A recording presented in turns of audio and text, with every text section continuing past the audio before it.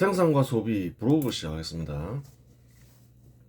저번 시간에 2020년 국회의원 선거를 살펴보았죠. 더불어민주당이 미래통합당에 압승을 했죠. 선거 제도 때문에 그런 거죠. 그 내용을 보면 미래통합당이 선전했다는 거예요. 미래통합당에서는 그래요, 대패했다 생각하고 선거를 크게 잘못 치렀다고 생각했지만 그렇지가 않다는 거예요. 그 득표율을 보라는 거예요. 41.46%를 얻었다는 거예요. 작지가 않다는 거예요. 더불어민주당이 49%, 한 50% 가까이 얻었죠. 원래는 투표율대로 하면 더불어민주당이 150석, 미래통합당이 한 120석 이상 얻어야 되는 거죠. 120석 정도 얻어야 되는 거죠. 전체 의석수가 300석이니까. 그래요. 선전했다는 거예요. 왜 선전이라고 하나요? 아니, 그 전에 선거했을 때 27%밖에 얻지 못했잖아요. 무려 14%가 증가했다는 거예요. 41.46%잖아요. 그래요. 여기서 조금만 더 이제 득표율이 올라가면 접전이 되잖아요. 더불어민주당이 조금 감소하고 그런 상황이었다는 거, 선전했다는 거예요. 그때 대패해서 막 온갖 뉴스들이 펴졌지만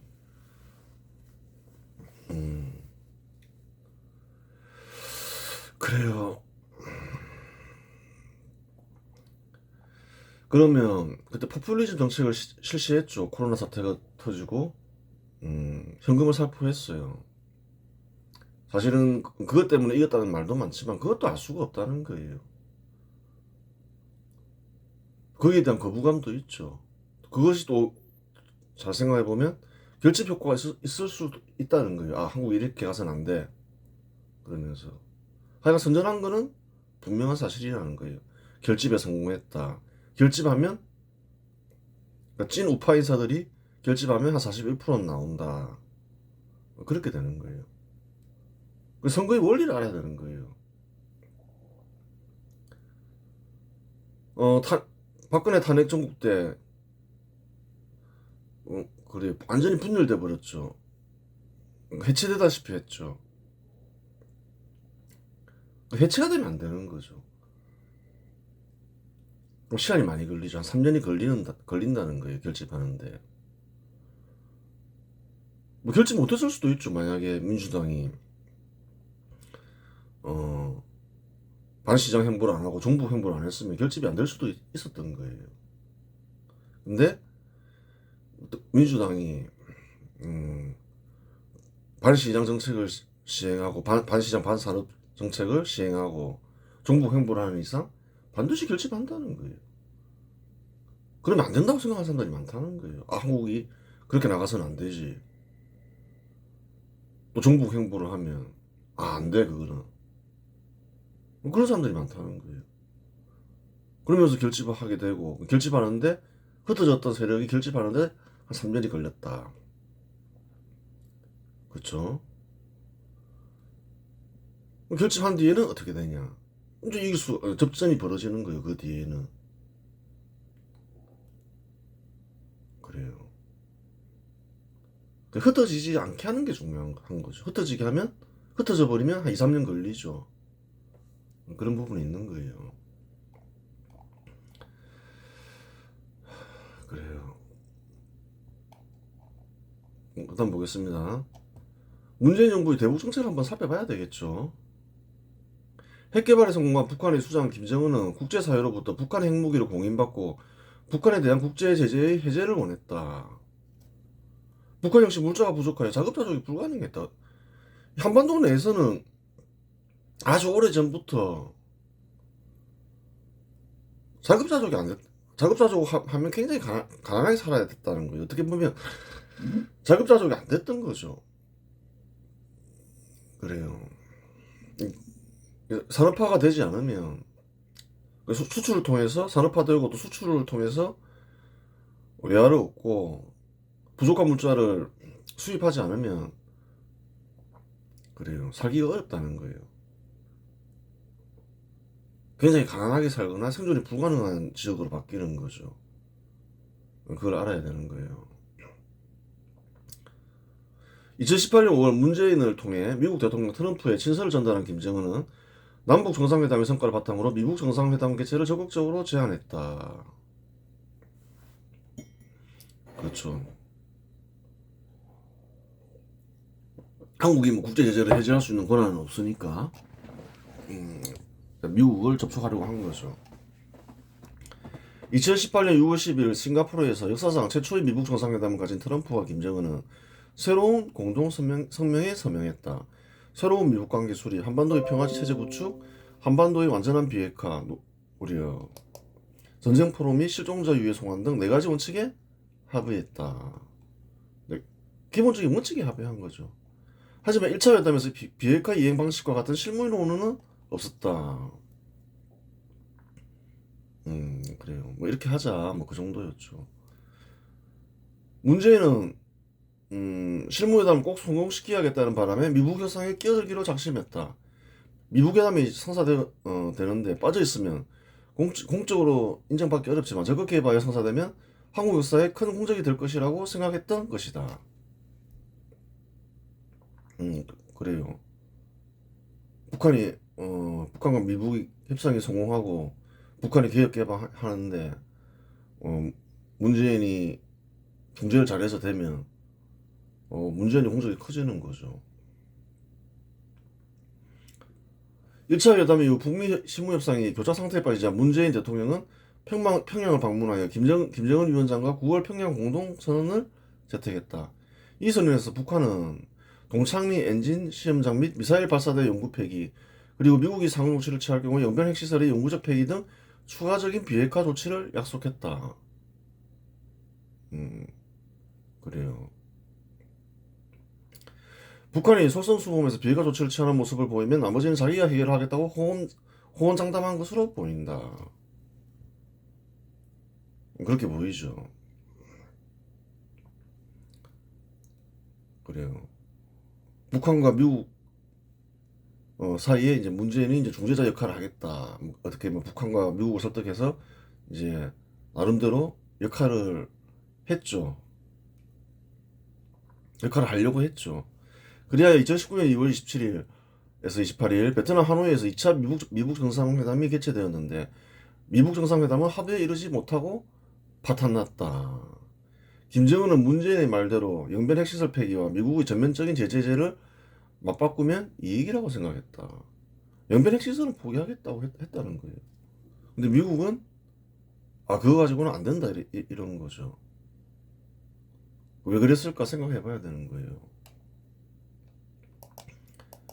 비밀리에 북한 곳곳에 핵시설을 만들어 놓았으니 원하면 얼마든지 개발할 수 있었다. 우선 뭐 영변 원자로가 없다 해서 핵을 개발할 수 없는 게 아니라는 거예요.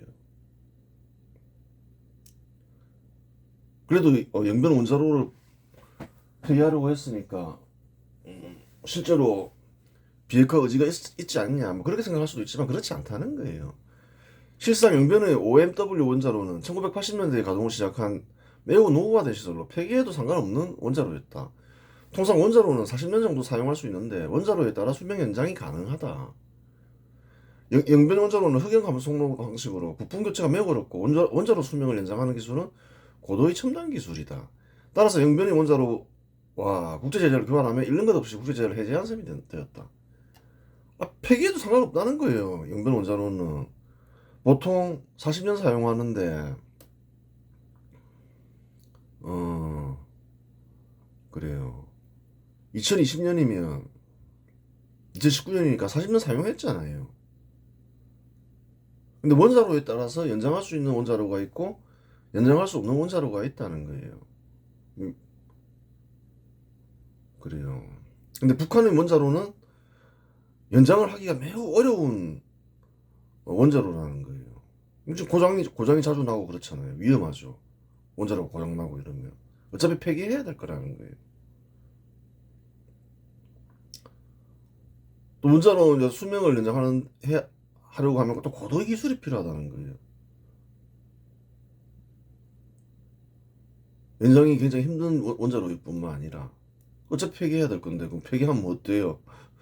국제 제재 해제하고 특별히 이럴 게 없었다는 거예요. 이런 게 있다면 이제 뭐 자질구레한 거, 음 그래요. 뭐 이런 동창리 엔진 시험장 이런 거, 미사일 발사대 이런 거. 미국은 역시 북한의 사정을 잘 알고 있었다. 미국 역시 북한의 사정을 잘 알고 있었다는 거예요. 위성사진 분석, 정보기관의 첩보 등을 통해 영변 원자로가 매우 노후화되었으며 가동과 중단을 반복하며 상태가 나빠졌다는 것을 인지하고 있었고 영변 원자로 폐기는 폐기해도 상관없는 고물이라는 사실을 알았다. 또한 미국의 영변 외에도 북한의 다른 지역에 고농축 우라늄을 생산하는 비밀 핵시설이 존재한다는 사실을 파악하고 있었다. 즉 미국 정부는 영변 원자로 폐기를 제재 해제를 위한 기반 책임을 간파했다. 간파하지 왜 못해요? 미국의 정보력이 있는데. 미국은 핵시설뿐만 아니라 기존의 핵시설뿐만 아니라 미국이 파악하고 있던 강선 및 분광 등 비밀 핵시설까지 모두 폐기하고 핵무기 및 핵물질까지 반출할 것을 요구했다. 당연히 그 요구하겠죠 뭐. 어차피 뭐 폐기할 거 아니냐. 필요도 없는 거 가지고 말하지 마라. 문재인이 너무 미국을 우습게 생각한 거죠. 협상이 잘 안 될 때는 이유가 있다는 거예요. 안 끼어들었으면 그 북한이 어떻게 생각했을 거예요. 아 그래도 뭐 친서도 전달해주고 이랬으니까 애써서 뭐 고맙습니다 이렇게 얘기할 수 있죠. 근데 끼어들어서 어떻게 됐나요? 엉망이 더 엉망이 돼버린 거죠. 북한은 핵무기를 개발하기 이전에도 핵무기 개발 의지를 포기하지 않았고 경제 위기를 넘기자 바로 한국에 대한 군사적 도발을 감행했고 핵 개발을 재개했다. 국제 제재로 인하여 경제적 위기에 처하여 협상에 임하였지만 국제 제재가 해제되는 순간 핵 개발을 재개할 것이 뻔하였다. 즉 신뢰할 수 없는 협상 파트너였기 때문에 신뢰할 수 있는 조치를 요구하는 것은 당연한 일이었다. 그 미국 입장에서는 한번 크게 당했잖아요. 사실 그때 핵무기를 포기시켰어야 되는데 북한이 경제적으로 매우 어려울 때 핵무기도 없었고 지금 이란한테 하는 것처럼 어 그래요. 항공모함을 갖다 놓고 포기시켰어야 되는 거예요 사실은.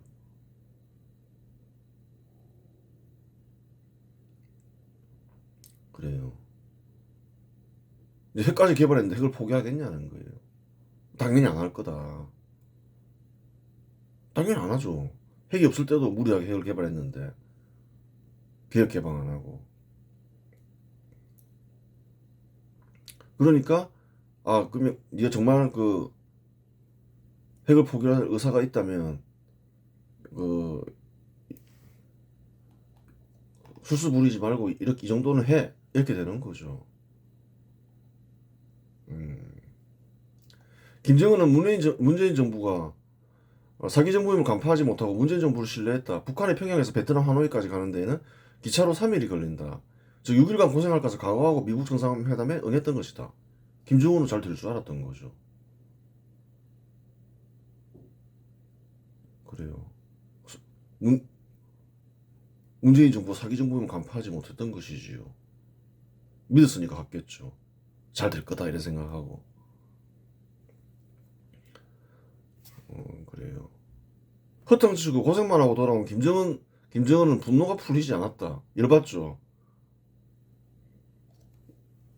그 이제 그 안전 문제 때문에 기차 타고 다니잖아요. 김정은은 암살당할까봐 고생하는 거죠. 고생해서 갔다 왔는데 성과가 하나도 없었잖아요. 당시 북미 실무협상을 총괄했던 김영철 국무위원회 대미 특별대표가 2019년 3월 미림 비행장에서 처형되었다는 보도가 있었다. 이와 함께 실무자 4명도 함께 처형된 것으로 알려졌다. 미국의 폼페이오 장관과 협상했던 핵심 인물인 김영철은 문책성 처분을 받고 강원도에서 강제노역 및 사상교양을 받은 것으로 전해졌다. 처형당한 애들도 있었다는 거예요. 괜히 개입해가지고 잘 살 사람은 죽인 거죠. 간부들이 불쌍하다고 생각할 수도 있지만 문재인의 사기극을 간파하지 못했으니 사실 쓸모없는 사람들이었고 처벌받을 만한 사람들이었다. 물론 처형은 지나친 처벌이긴 했다. 문재인이 여러 사람 죽였다는 거예요. 괜히 개입해가지고 가만히 있었으면 되는데. 그래요.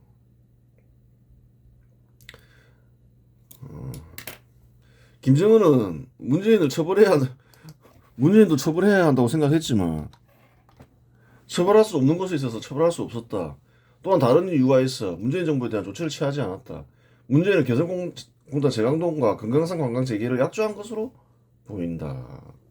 그렇게 보이죠. 문재인이 사기극에서 완전히 벗어나지 못했고 한 푼이라도 아쉬웠던 김정은은 기다려보기로 하였다. 그렇죠. 한동안 좀 기다렸죠.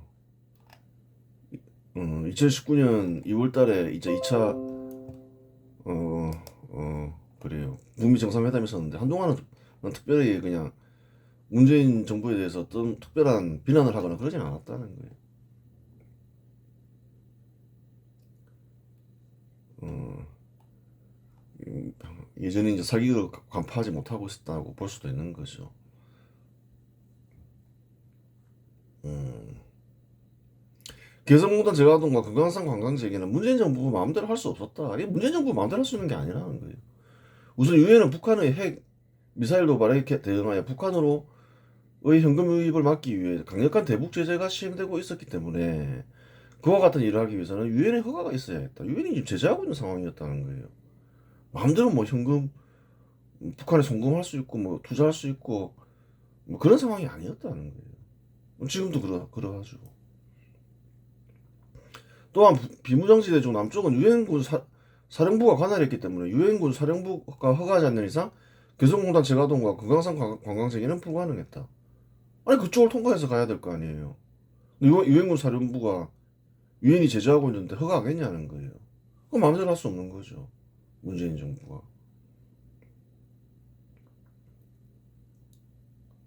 그래요. 아무리 멍청해도 세월이 흐르면 절로 깨닫는 바 있는 법이다. 속았어. 완전히 사기꾼이었어. 라고 생각한 김정은은 문재인을 처벌해야겠다고 생각했지만 처벌할 마땅한 방법은 없었다. 그렇죠. 그럼 처벌할 수 없으면 뭘 할까요? 비난하겠죠. 2019년 8월 16일 문재인의 8.15 경축사 바로 다음날 북한 조평통 대변인은 문재인을 삶은 소대가리만도 못한 인간에 비유했다. 아 진짜라는 거예요. 삶은 소대가리도 앙천대소 할 노릇이다. 평화 좋아하네 이러면서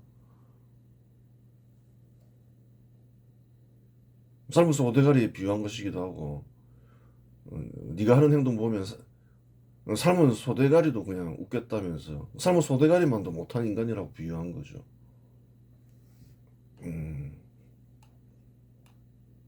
음, 사실이잖아요. 2019년 10월 김정은 위원장은 금강산 관광지구를 현지에서 지도하며 너절한 남측 시설들을 드러내라고 지시했다. 이제 본격적으로 조치를 취하죠. 완전 사기꾼이었어 이러면서 필요 없어. 그렇게 되는 거죠. 그리하여 해금강 호텔, 아난티 골프장, 금강산 온천, 이산가족 면회소가 철거되었다. 분이 풀리지 않은 김정은은 2020년 6월 16일 남북 협력의 상징이었던 개성 남북 공동연락사무소 건물을 폭파했다. 그래요. 사실이죠. 남북 공동연락사무소 건물을 건설하고 개보수하는 데 투입된 비용은 약 177억 8천만 원이다. 1990년대 평화를 명목으로 북한에 투입된 비용은 천문학적이다. 90년대 이후부터 천문학적인 돈이 투입됐죠. 특히 김대중은 천문학적인 자금을 보냈을 뿐만 아니라 전력 물자도 보냈죠.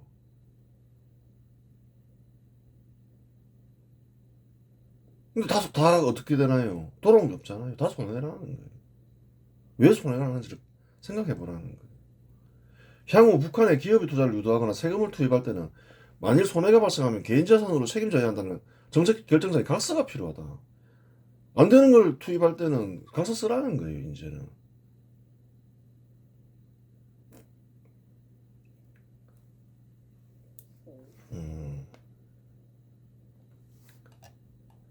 생각을 좀 해보라는 거예요. 북한은 애초에 뭐 개혁 개방 그런 거에 관심이 없었다는 거예요. 처음부터 핵을 개발하려고 했던 거지.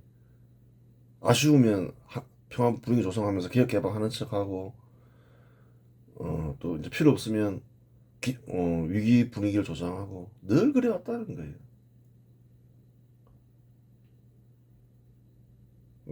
알아야 되는 거예요. 정부가 뭐 어떤 정부가 뭐 필요 없다는 거예요. 뭐 문재인 정부가 종북 정부라 해서 또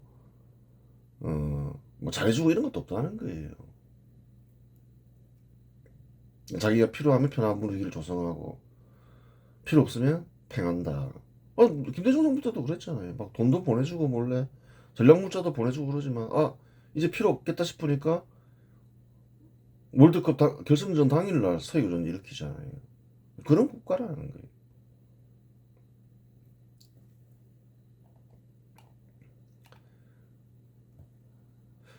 왜 애초에 그래요. 뭐 기업 개방 이런 게 관심이 없었냐. 왜 처음부터 핵무기를 개발하려고 했다고 얘기하잖아요. 그 의지는 포기된 적이 없다는 거예요. 기업 개방 산업화를 통한 근대 국가 수립, 국제 제재 해제 등은 자국의 국민의 이롭기 때문에 시행하는 것이다. 왜 시행되나요?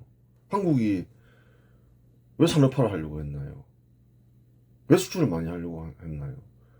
자국의 국민에게 이롭기 때문에 그렇다는 거예요. 포항제철을 설립하고 산업화를 하기 위해서 자동차 산업 육성하고 IT 산업 육성하고 뭐 조선업 육성하고 왜 하냐는 거예요. 다른 나라는 관심 없다는 거예요. 한국이 그렇게 하든 말든 자국에게 필요하기 때문에 하는 거라는 거예요. 타국이 아쉬운 소리 하면서 기술 좀 지원해 주십시오. 돈 좀 빌려 주십시오. 뭐 자국이 필요해서 하는 거지.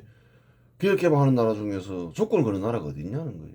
조건을 건다는 것 자체가 안 한다는 얘기라는 거예요.